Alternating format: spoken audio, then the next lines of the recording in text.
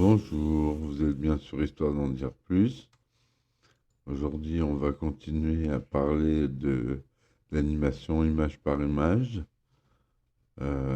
Voilà, on va travailler sur Ray Harryhausen, un des pionniers de l'image en stop motion, qui est toujours en vie, qui a 92 ans.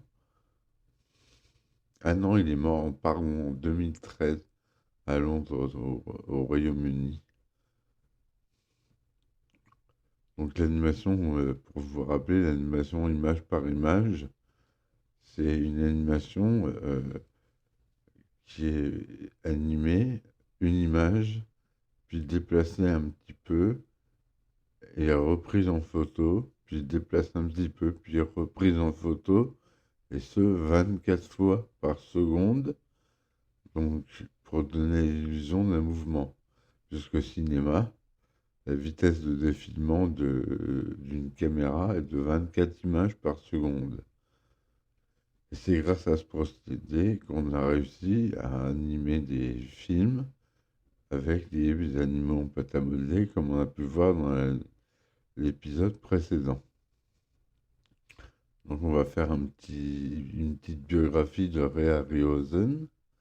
Donc Ray Harryhausen, qui est né en 1920 à Los Angeles, est mort en 2013 à Londres, est un concepteur d'effets spéciaux pour le cinéma. Il est considéré comme le grand maître de l'animation au volume, en raison de sa contribution dans le domaine du trucage de cinéma, de ses premiers pas dans l'ombre de Willis O'Brien de Monsieur Joe, qu'on a vu la dernière fois, Mighty Joe Young, à la fin de 1940, jusqu'au choc des Titans au début des années 80. Il est récompensé en 1991 aux Oscars techniques par le Gordon Isaiah pour son apport au cinéma. Ses débuts entre 1941 et 1947. La première de King Kong, dont les trucages sont réalisés par Willis O'Brien, scelle la vocation du jeune Ray Harryhausen, alors âgé de 13 ans. Il développe alors ses premiers projets personnels, Cave Beer et Evolution of the World, se passionnant pour la reconstitution d'animaux préhistoriques. Un heureux hasard veut qu'il puisse également montrer ses premiers travaux des dinosaures en pâte à modeler à Willis O'Brien, étant considéré comme le père de l'intégration d'animation en volume avec des prises de vue réelles, comme le prouve notamment son travail sur le monde perdu, qui l'encourage à continuer dans cette voie. Il étudie ensuite les arts dramatiques et la photographie et la sculpture, puis la réalisation artistique et le film. C'est à cette époque qu'il se lie d'amitié avec Ray Bradbury. En 1941, il montre ses travaux à George Pal, l'animateur qui engage comme assistant sur la série Puppet Toons, et pendant la Seconde Guerre mondiale, Harryhausen est incorporé à l'unité de Frank Capra dans l'Army Signal Corps. En 1945, il réalise des épisodes pour une série de contes de fées, Mother Goose Stories, qui trouve un débouché pour les milieux scolaires et éducatifs.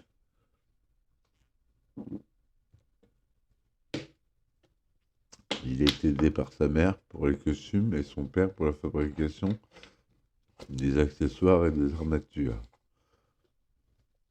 Premiers travaux sur les longs métrages entre 47 et 55.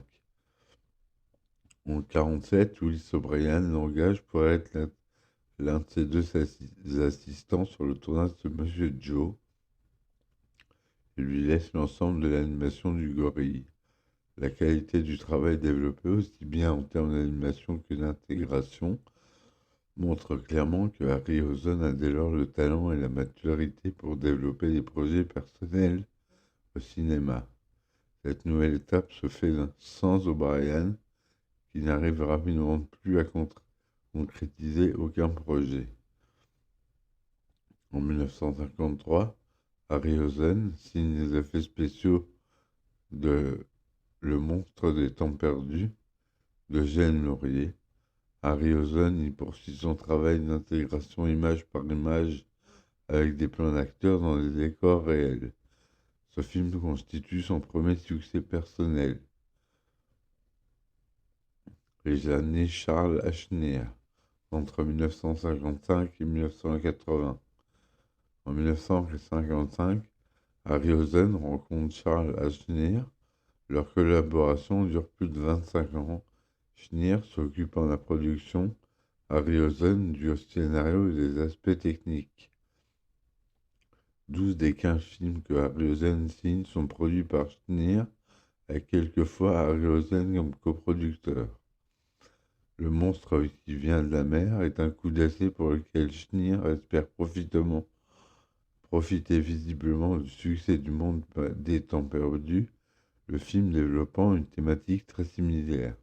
Le second, Les soucoupes volantes attaquent, réalisé par Fred Sears en 1956, donne à Harryhausen l'occasion d'élargir sensiblement l'étendue de son travail qui va dès lors au-delà de la simple animation de modèles pour englober l'ensemble des trucages optiques possibles. Illustration des champs de force, laser, scènes de destruction massive. Les deux hommes s'installent finalement à Londres pour faciliter la production de leurs films, qui suivent souvent énormément, notamment des décors naturels offerts par la péninsule ibérique. Ray Harryhausen donne alors le meilleur de lui-même en commençant par sa première tentative d'illustration libre des contes des Mille et une nuits, le 7e voyage de Simbad, premier film de la trilogie Simbad, qui constitue en tout point de vue un modèle de genre. Ray Harryhausen peut enfin donner libre cours à son animation. Son travail est en outre sublimé par la couleur, premier long métrage couleur en Dynamation, et la musique de Bernard Herrmann, qui trouve lui l'occasion de travailler en totale liberté, ainsi donnant le meilleur de lui-même. Ces films, issus de cette collaboration avec le compositeur attitré d'Alfred Hitchcock, restent les plus aboutis. Il développe et améliore encore pendant cette période ses techniques d'animation et d'incrustation des miniatures avec des prises de vue en temps réel, procédé auquel il convient d'attribuer des noms toujours plus fantastiques: Dynamation, Super Dynamation. Fort du succès qu'ils rencontrent, Scheer et Harryhausen poursuivent leur conquête de l'imaginaire et du fantastique avec le célèbre Jason et les Argonautes de 1963, Les premiers hommes sur la Lune de 1964, La vallée du Gwangi en 1969 et les deux derniers films de la trilogie Simbad en 1973 et 1977, avec lesquels Schneer aspire à renouer avec un vrai succès commercial. Le choc des Titans, 1981, constitue la dernière tentative de Harryhausen pour réanimer un genre que l'on considère alors comme moribond avec l'arrivée des nouveaux effets spéciaux numériques. Fort d'un budget élevé et d'un appui sérieux de studio, le film est à la fois un film testament et un film de prestige de la carrière de Harryhausen. Devant l'étendue du travail à fournir, Harryhausen a pour l'occasion de talent d'autres animateurs avec lesquels il partage le regret son travail. Plus qu'un maître de l'animation, c'est un artiste complet. Le travail de Ray Harryhausen ne se réduit pas à la seule animation de modèle. Premièrement, par ses rapports importants aux techniques de l'animation, et particulièrement celui de l'intégration dans des séquences de prise de vue réelles, et ce avec des interactions toujours plus poussées, les divers procédés de Dynamation avec leur principe de cache, d'exposition successive de la pellicule, ainsi que des recherches sur la lumière et la photographie. Harryhausen est l'artisan local de la réalisation de ces séquences, de leur conception sur papier, des illustrations et storyboards, des premiers modèles réels sculptés par enregistré lui-même, jusqu'à la localisation des extérieurs et supervision de prise de vue avec les acteurs. Et pour finir, les réglages précis des lumières pour combiner l'ensemble des éléments et le montage des séquences en elles-mêmes. Le procédé Dynamation. L'apport le plus significatif d'Harryhausen au domaine du trucage cinéma restera l'élaboration d'une nouvelle technique, d'une combinaison de prise de vue réelle et de miniatures, technique dont il aura un usage presque exclusif au cinéma et qu'il ne cessera d'affiner. Le principe est de renforcer l'effet d'intégration en distribuant des éléments de la prise de vue réelle en avant et en arrière-plan de celui de l'objet animé, sans plus clair donner la possibilité à l'animateur de faire passer l'élément animé devant ou derrière des éléments choisis lors de la prise de vue réelle. La technique traditionnelle utilisée alors se résumait à filmer des miniatures devant un rétroprojecteur de la prise de vue réelle. La marionnette est photographiée devant un écran semi-opaque sur lequel est projetée en synchronisation, image par l'arrière, la prise de vue réelle. Cette technique poussait naturellement la miniature au premier plan. Pour atténuer cet effet, les techniques employées alors soit l'ajout de miniatures complètement ou reproduisant l'arrière-plan, des autres miniatures devant un arrière-plan de forêt, derrière lequel le personnage animé peut alors passer, soit l'emploi d'un cache sous la forme d'une peinture sur verre au premier plan, ce qu'on appelle le matte painting, dont on reviendra plus tard dans un épisode, et ce sont les techniques employées dans les premiers King Kong. L'idée de Harryhausen fut de simplifier la prise de vue et de minimiser le coût en exploitant, en substitution à ces deux techniques précédentes, l'ancestrale technique de la double exposition avec cache, déjà utilisée par Méliès.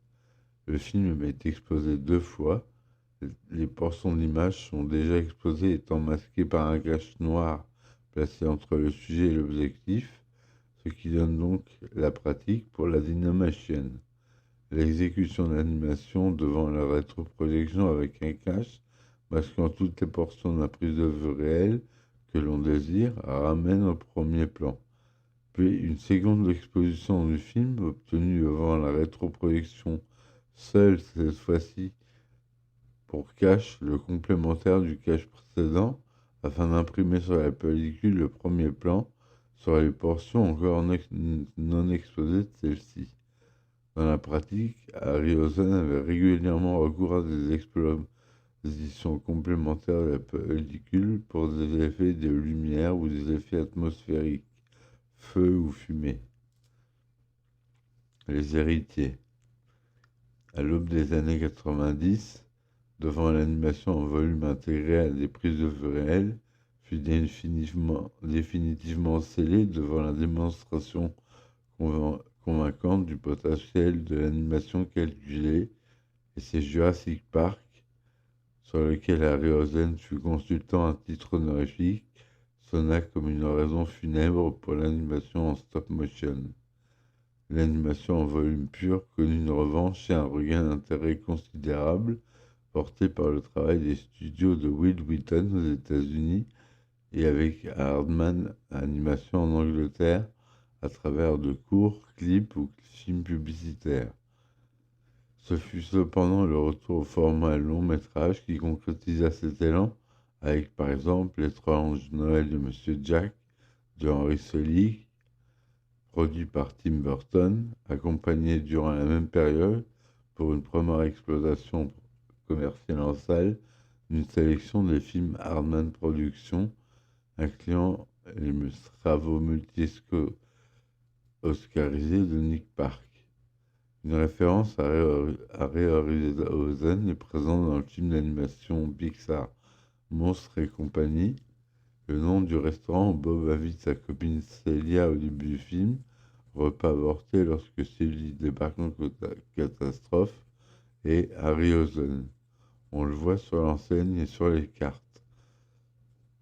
Une autre référence apportée apparaît dans le film Les Noces funèbres de Tim Burton, toujours fait en animation image par image.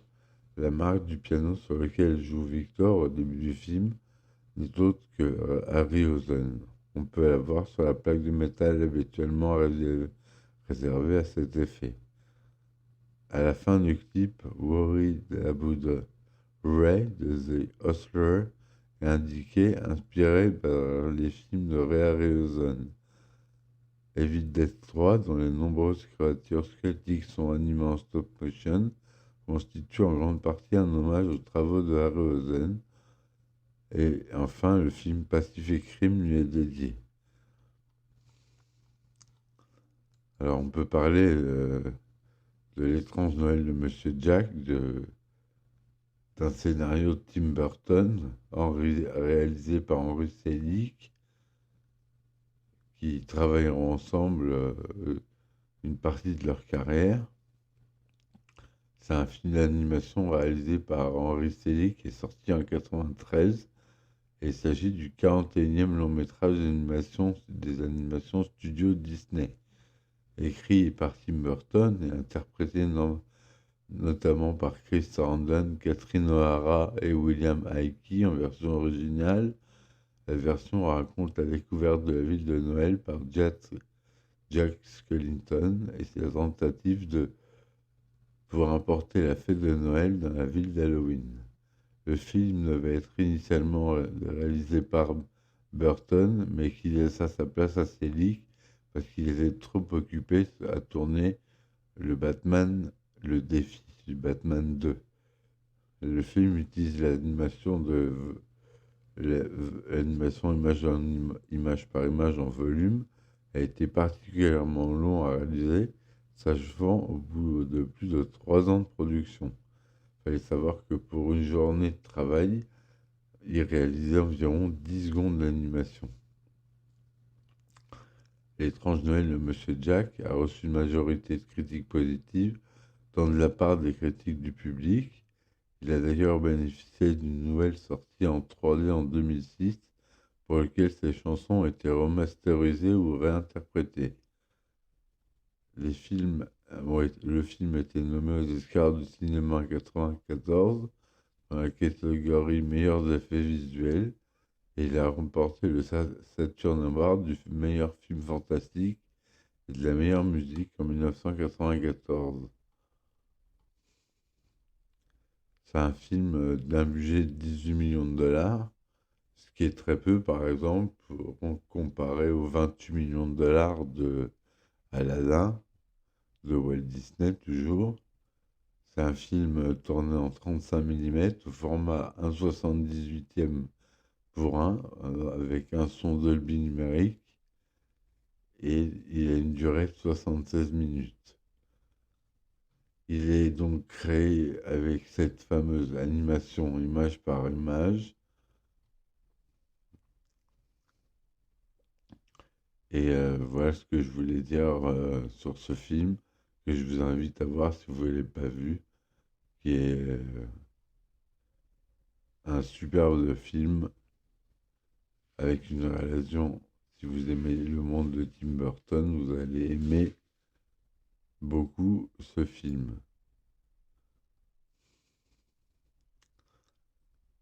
Tim Burton réalise plusieurs adaptations de films, comme la comédie musicale Sweeney Todd, le diabolique barbier de Fleet Street en 2007, en stop motion.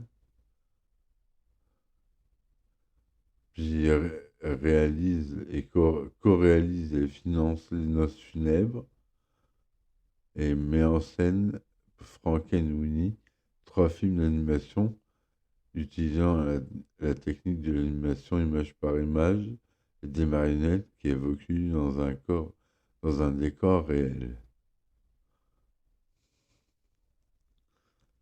Tim Burton fait partie des cinéastes qui parviennent à concilier succès critique et commercial.